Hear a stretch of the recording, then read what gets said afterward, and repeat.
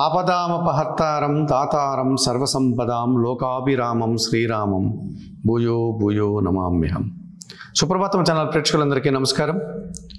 2025 April మాసంలో ద్వాదశ రాశుల వారికి మాస ఫలితాలు. 2025 ఏప్రిల్ మాసంలో మీనరాశి వారి యొక్క మాస ఫలితాలు. ఈ మీనరాశి వారికి ఈ ఏప్రిల్ మాసంలో 40 నుంచి 50% శుభ్రతలు వచ్చేటువంటి వాతావరణం కనిపిస్తుంది. ప్రతికూల ఫలితాలు కూడా అధికంగానే కనిపిస్తున్నాయి.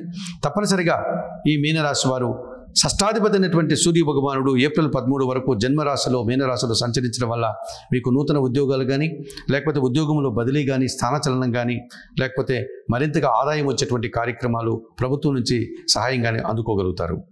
చతుర్థ సప్తమాధిపతి అయినటువంటి బుధుడు జన్మరాశిలో ఈ మీనరాశిలో సంచరించడం వల్ల కుటుంబంలో నూతన కార్యక్రమాలు, జీవిత భాగస్వామి సహకారంతో విందు వినోదంలో పాల్గొనడం, శుభకార్యాల నిర్వహణ, వ్యాపార అభివృద్ధి, ఆర్థిక అభివృద్ధి కనిపిస్తుంది. తృతీయ అష్టమాధిపతి అయినటువంటి శుక్రుడు జన్మరాశిలో మీనరాశిలో సంచరించడం వల్ల శ్రీజన సహకారంతో కొన్ని శుభ కార్యక్రమాలు నిర్వర్తిస్తారు. కుటుంబంలో విందు వినోదాలు, ఆనందంగా కాలం గడుపుతారు. సంతోషకరమైన వాతావరణాన్ని చవి చూస్తారు. మరి 2025 ఏప్రిల్ మాసానికి గాను మీనరాశి వారికి ఈ రవి, బుధుడు, శుక్రుడు సానుకూలంగా సంచరిస్తూ ఎక్కువ లాభాలను అందిస్తున్నారు. అలాగే ద్వితీయ భాగ్యాధిపతి అయినటువంటి కుజుడు పంచమ భావంలో ఈ నెలంతా కూడా కర్కాటక రాశిలో సంచరించడం వల్ల సంతానంతో మనస్పర్ధలు వచ్చే అవకాశం ఉంది. మీ ఆలోచనలు కొన్ని కార్యరూపం దాల్చకుండా ఇబ్బందిని కలిగించే వాతావరణం కనిపిస్తుంది. భూ సమస్యలు, వాహన సమస్యలు అధికమవుతాయి. ఇక జన్మరాశ్యాధిపతి దశమాధిపతి అయినటువంటి గురువు తృతీయ భావంలో వృషభ రాశిలో సంచరించడం వల్ల కొంతమంది పెద్దల జనసహకార లోపం స్పష్టంగా కనిపిస్తుంది. విద్యా విషయాల్లో కూడా మీకు అనుకోని ఫలితాలు రావడానికి అవకాశం కనిపిస్తుంది. వృత్తి, ఉద్యోగ, వ్యాపారంలో పనిభారం పెరుగుతుంది.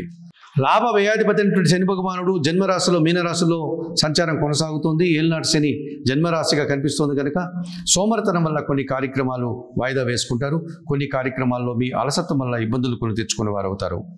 అలాగే జన్మరాశిలో మీనరాశిలో రాహువు దుబారా ఖర్చుల్ని, అనవసరమైనటువంటి ఆలోచనల్ని ఇస్తున్నాడు. అలాగే సప్తమ భావంలో కేతువు కన్యారాశిలో కేతు సంచారం నిరాశని కలిగిస్తుంది. జీవిత భాగస్వామి విషయంలో కూడా మీకు నిరాశను అందించే వాతావరణం కనిపిస్తుంది. మరి 2025 ఏప్రిల్ మాసానికి గాను ఈ మీనరాశి వారు సప్తమ భావంలో కేతువు, జన్మరాశిలో రాహు దోషం నుంచి బయటపడడానికి శ్రీకాళహస్తీశ్వర ఆలయానికి వెళ్ళి రాహుకేతు పూజను నిర్వర్తించుకోండి.